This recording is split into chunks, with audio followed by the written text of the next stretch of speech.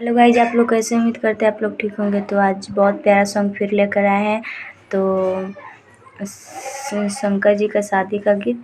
तो आप लोग प्लीज़ सुन के बताइए कैसा लगा। तो अच्छा लगा हो तो लाइक कमेंट करना ना भूलें। आप मेरे चैनल पर अभी तक नए हैं तो मेरे चैनल को सब्सक्राइब कर लीजिए। अपन खोरिया बहारी हिमाचल पापा, अपन खोरिया बहारी हिमाचल पापा, आवतानी शिवा दुल्हा दुआरा ए पापा, आवतानी शिवा दुल्हा दुआरा ए पापा।